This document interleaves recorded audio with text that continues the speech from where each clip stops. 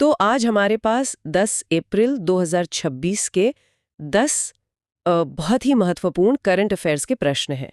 ये health technology, environment और administration जैसे अलग-अलग फील्ड्स को कवर करते हैं। तो हमारा फॉर्मेट क्या होगा इसके लिए? फॉर्मेट बहुत ही सिंपल और सटीक है। हम एक-एक करके इन 10 सवालों को उठाएंगे, उनके सही जवाब जानेंगे और बिना किसी भटकाव के उसके पीछे के इम्प्लिकेशंस पर चर्चा करेंगे। तो शुरू करें? बिल्कुल। चलिए पहले सवाल की तरफ बढ़ते हैं। ओके, तो पहला प्रश्न सीधे तौर पर हेल्थ और डेटा से जुड़ा है। सवाल ये है, हाल ही में किस भारतीय राज्य ने एक सेंट्रलाइज्ड कैंसर रजिस्ट्री बनाने के लिए कैंसर को एक नोटिफाइबल डिजीज घोषित किया है? इसके ऑप्शंस हैं महाराष्ट्र, तेलंगाना, कर्नाटक या तमिलनाडु। और इसका सटीक जवाब है विकल्प बी यानी तेलंगाना।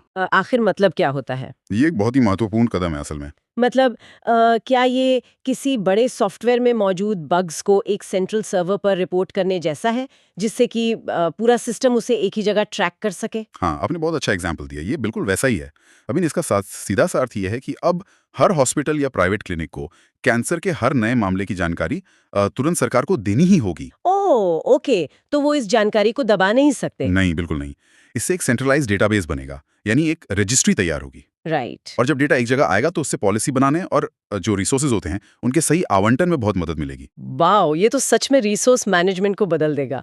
अब इसी तरह प्रशासन की इस भूमिका से जुड़ते हुए हम अपने अगले सवाल की तरफ बढ़ते हैं, जो कि राष्ट्रीय प्रशासन से जुड़ा है। बिल्कुल। दूसरा सवाल क्या है? सवाल है कि अप्रैल 2026 में रसायन और पेट्रो रसायन विभाग यानी डीसीपीसी के सचिव के रूप में किसने कार्यभार संभाला? ऑप्शंस हैं श्रीमती निवेदिता शुक्ला वर्मा, श्रीमती अंजलि शर्मा, श्री राजेश वर्मा या श्री तेजवीर सिंह। इसका सही उत्तर है विकल्प डी, श्री तेजवीर सिंह। अच्छा, रसायन और पेट्रो रसायन विभाग, ये सुनने में तो बहुत टेक्निकल और हमारी आम जिंदगी से दूर लगता है। हाँ, लोगों को अक्सर यही लगता है कि ये किसी लैब या फैक्ट्री की बात हो रही है। वही ना।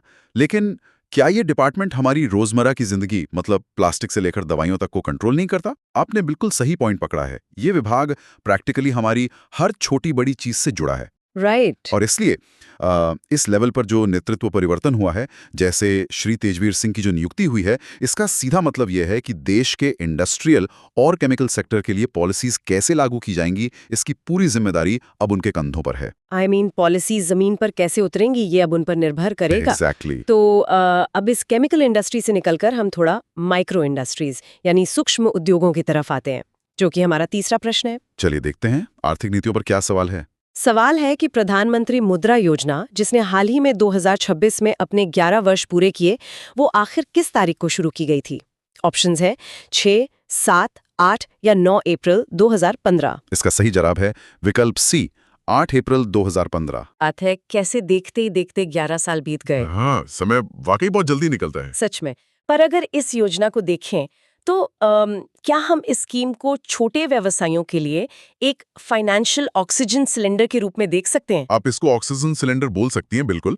और यहाँ जो बात सबसे आकर्षक है वो ये है कि 11 साल का ये जो माइलस्टोन है, ये दर्शाता है कि कोई भी आर्थिक योजना लंबी अवधि में जमीनी स्तर पर कैसा प्रभाव डालती है। मतलब इतने सालों में इसने कितने छोटे बिजनेसेस को बंद होने से बचाया होगा या नए बिजनेसेस शुरू करवाए होंगे? हाँ, जब कोलैटरल फ्री लोन मिलता है ना, तो मुद्रा योजना जैसी पॉलिसीज लिटरली एक आम आदमी को इकोनॉमी के मेन स्ट्रीम में ले आती हैं। बिल्कुल। लेकिन अब थोड़ा कड़वी सच्चाई की तरफ बढ़ते हैं। आर्थिक विकास की बात तो हमने की, पर इस विकास की जो कीमत हम चुकाते हैं, यानी प्रदूषण, उस पर हमारा चौथा सवाल है। हाँ, ये एक बहुत ही गंभीर विषय है। प्रश्न ये है कि सीआरई के अनुसार मार्च 2026 में भारत का सबसे प्रदूषित शहर कौन सा था? ऑप्शंस थे गुरुग्राम, गाजियाबाद, फरीदाबाद या नोएडा। और इसका जवाब है विकल्प ए, गुरुग्राम। गुरुग्राम।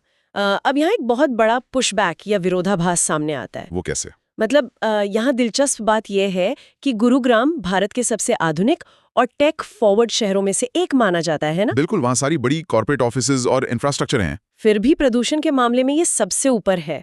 ये तो वही बात हो गई ना कि आपके पास दुनिया का सबसे तेज कंप्यूटर है, लेकिन उसकी कूलिंग फैन खराब है, तो सिस्टम तो हीट करेगा ही। ये बहुत ही सटीक एनालॉजी है। आई मीन इतना पैसा और आधुनिकता होने के बाद भी लोग सांस नहीं ले पा रहे हैं। सही बात है।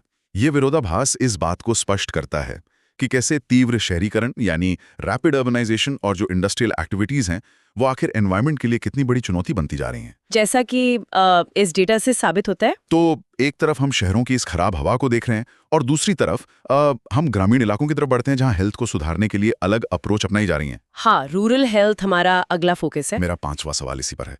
किस राज्य सरकार ने माझा गांव आरोग्य संपन्न गांव ग्रामीण स्वास्थ्य सेवा अभियान शुरू किया?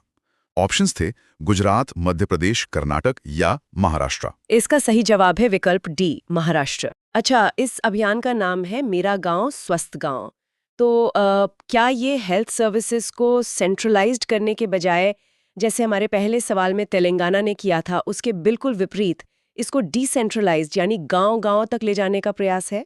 आपने बहुत सही कनेक्शन बनाया यहाँ पर। क्योंकि वहाँ डेटा एक जगह आ रहा था और यहाँ सुविधाएं बढ़ रही हैं। एग्जैक्टली। मैं समझता हूँ इस तरह की ग्रामीण हेल्थ कैंपेन्स का मेन मकसद यही होता है कि जो इंफ्रास्ट्रक्चर है ना उसे जमीनी स्तर पर मजबूत किया जाए। राइट। हर एक गांव की छोटी मोटी बीमारियों को वहीं ठीक किया जाए ताकि शहर के बड़े अस्पतालों पर बोझ ना पड़े। ये वाकई एक बहुत स्मार्ट मूव है। अब राज्यों की इकोनॉमी और स्वास्थ्य से हटकर देश की सबसे बड़ी आर्थिक संस्था की ओर कदम बढ़ाते हैं। छोटा सवाल। हाँ, अप्रैल 2026 में आरबीआई की मौद्रिक नीति समिति यानी एमपीसी की 60वीं बैठक की अध्यक्षता किसने की? ऑप्शंस थे संजय मल्होत्रा, माइकल पत्रा, राजीव कुमार या शक्तिकांता दास।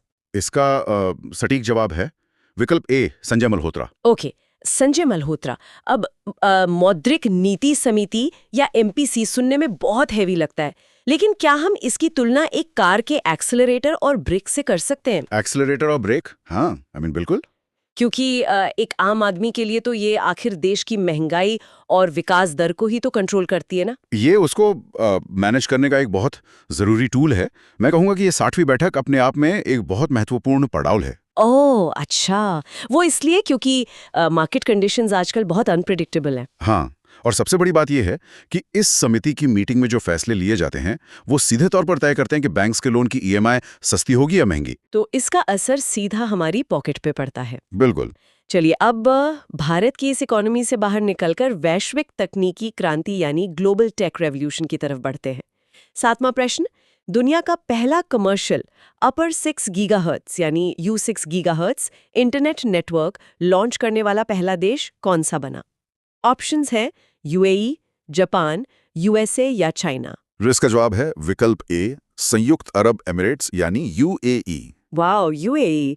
पर सच बताऊं तो ये अपर 6 गीगाहर्ट्ज थोड़ा टेक्निकल लग रहा है। ये आखिर है क्या? इसको थोड़ा सिंपल तरीके से समझते हैं। क्या ये इंटरनेट के ट्रैफिक जैम से बचने के लिए हवा में एक बिल्कुल नया और खाली एक्सप्रेसवे बनाने जैसा है? हाँ, बिल्कुल। ये एनालॉजी सच में बहुत बढ़िया है। क्योंकि हमारे पुराने नेटवर्क्स तो अब बहुत स्लो लगते हैं कभी-कभी। वही तो बात है ना। देखिए, जब हम वाईफाई यूज करते हैं तो आमतौर पर बैंड्स क्राउडेड हो जाते हैं, लेकिन यूएई द्वारा इस U6 गीगाहर्ट्ज को कमर्शियल रूप से लॉन्च करने का सीधा मतलब ये है कि इंटरनेट की स्पीड और कनेक्टिविटी में एक नया ग्लोबल स्टैंडर्ड सेट हो रहा है। मतलब लगभग जीरो बफरिंग और सुपर फास्ट स्पीड। एग्जैक्टली। और इस एक्सप्रेसवे पर हेवी डेटा बिना किसी इंटरप्शन के ट्रैवल कर सकेगा। ये वाकई फ्यूचर लगता है। और इंटरनेट के इन अदृश्य तरंगों से निकलकर अब आते हैं भौतिक विज्ञान और ऊर्जा यानी एनर्जी के एक बहुत बड़े माइलस्टोन पर। 8वां सवाल इसी बारे में है। जी हाँ, प्रश्न है कि भारत ने हाल ही में किस स्थान पर प्रोटोटाइप फास्ट ब्रीडर रिएक्टर यानी PFBR की क्रिटिकलिटी, जिसे महत्वपूर्णता भी कहते हैं, हासिल की है? ऑप्शंस थे कुडंकुलम, तारापुर, कलपक्कम या रावत भाटा। इसका सटीक जवाब है विकल्प सी, कलपक्कम। कलपक्कम। अब यहाँ पर मुझे एक डाउट है। ये जो टर्म यूज हुआ है क्रिटिकलिटी, इसका आखिर क्या मतलब है? ये न्यूक्लियर फिजिक्स का एक टेक्निकल टर्म है। क्या ये वैसा ही मोमेंट है जब आप एक गाड़ी के इंजन में पहली बार इग्निशन देते हैं और फिर वो अपने आप चलने लगता है? वैसे मुझे आपकी इस सटीक एनोलॉजी की तारीफ करनी पड़ेगी। शुक्रिया। आपने बिल्कुल सही समझा। क्रिटिकलिटी का मतलब यही होता है कि रिएक्टर के अंदर जो न्यूक्लियर चेन रिएक्शन हो रहा है ना, वो अब स्थिर हो गया है और सेल्फ सस्टेनिंग बन चुका है। ओह, यानी अब उसे बाहर से लगातार किसी फोर्स की जरूरत नहीं है चलने के लिए। बिल्कुल। और ये भारत के परमाणु ऊर्जा कार्यक्रम के लिए वाकई एक बहुत बड़ी साइंटिफिक जीत है। ये तो सच में बहुत गर्व की बात है हमारे लिए।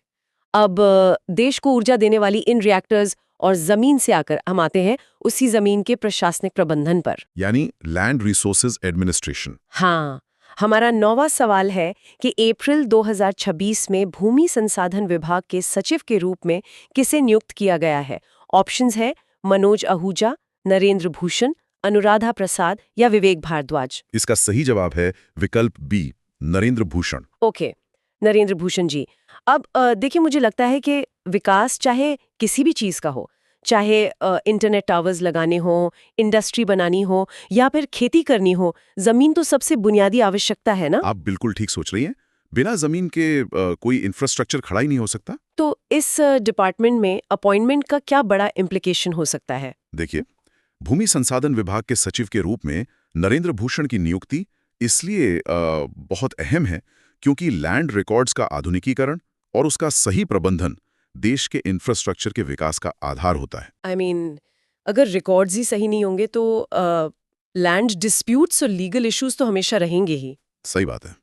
अगर ट्रांसपेरेंसी आएगी रिकॉर्ड्स में तो विकास की जो स्पीड है वो अपने आप बढ़ जाएगी। ये बहुत लॉजिक वाली बात है।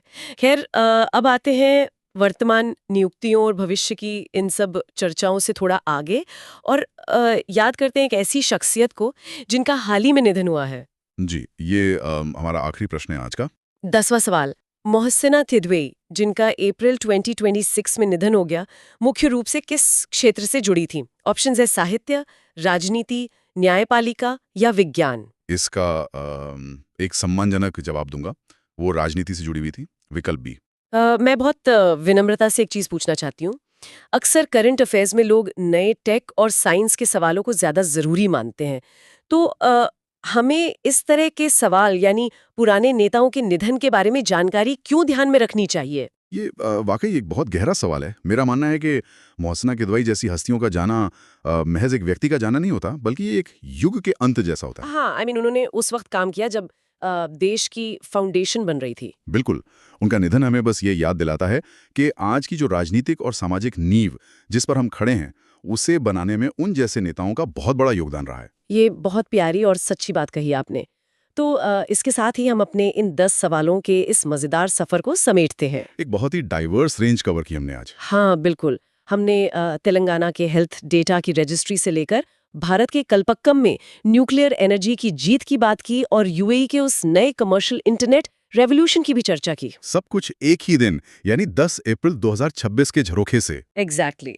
लेकिन इस चर्चा को खत्म करने से पहले क्या आप श्रोताओं के लिए कोई आखिरी विचार छोड़ना चाहेंगे? हाँ, एक बहुत ज़रूरी बात है जिस पर सबको सोचना चाहिए। आज हमने हेल्थ ट्रैकिंग से लेकर तेज़ इंटरनेट और न्यूक्लियर एनर्जी तक की चर्चा की। बिल्कुल के। तो अगर आप इन 10 घटनाओं को एक साथ देखें तो क्या आपको लगता है कि हम एक ऐसी दुनिया की ओर बहुत तेज़ी से बढ़ रहे हैं जहाँ टेक और डेटा हर एक चीज़ को रन कर रहे हैं? हाँ, और वहीं दूसरी तरफ हमारे जो बेसिक इश्यूज हैं, एग्जैक्टली। जैसे गुरुग्राम का प्रदूषण या फिर महाराष्ट्र का वो गांव-गांव जाकर हेल्थ ठीक करने का अभियान, ये दर्शाता है कि एनवायरनमेंट और बेसिक हेल्थ आज भी हमारे सबसे बड़े और मैं कहूँगा अनसुलझे सवाल बने हुए हैं। मतलब हम आसमान छू रहे हैं पर पाँव शायद अभी भी ज़मीन के गड्ढों में फंसे हैं। सही कहा। इस थॉट पर सबको जरूर विचार करना चाहिए। मैं भी यही कहूंगी। तो इसी प्रोवोकिंग थॉट के साथ हम आज की चर्चा यहीं खत्म करते हैं। इस गहन चर्चा का हिस्सा बनने के लिए और हमें अपना समय देने के लिए बहुत बहुत शुक्रिया। जल्द मिलेंगे।